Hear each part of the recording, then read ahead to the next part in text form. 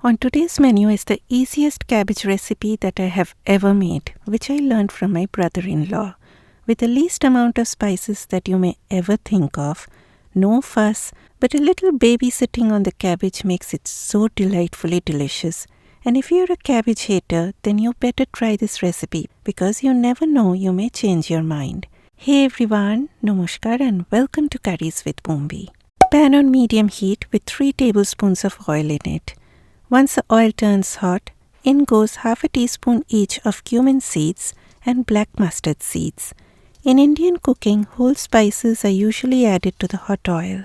The seeds burst out in the hot oil and their flavor is released, and the oil in turn gets aromatic. If you're a beginner, then quickly cover the pan with a lid immediately after adding the whole spices and open the lid when the seeds stop spluttering. Okay, I added shredded cabbage and shredded carrots. Give a brief stir and then lower the heat to medium-low and do not stir it for a while. But from time to time, just from one side, with the help of your spoon, move the cabbage a little bit and see if it has started to get little brown. Like, see how it's looking little brown now?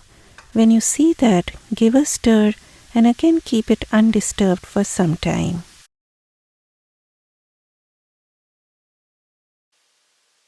Now guys, you have to do this a couple of times.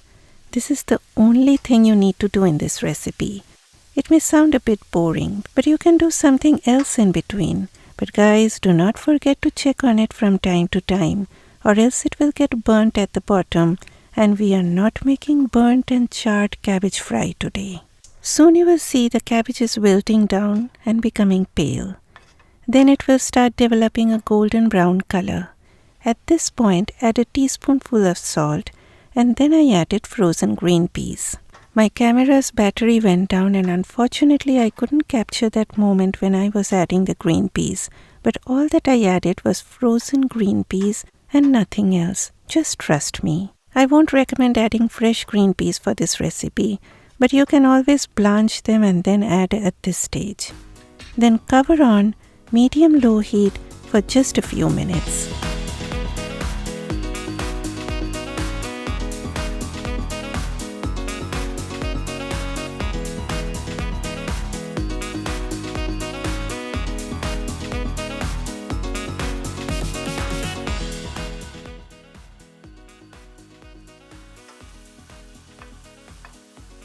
Last but not the least, I added fresh red chilli. You can even add green chilies and my beloved coriander leaves. The cabbage gets beautifully caramelized and sweet, along with the sweetness from those carrots, and you won't even imagine how delicious this is. You can have this as a side with rice or roti or bread, and it can't get easier than this. Thanks Dhanabal for this delicious recipe. Bye bye.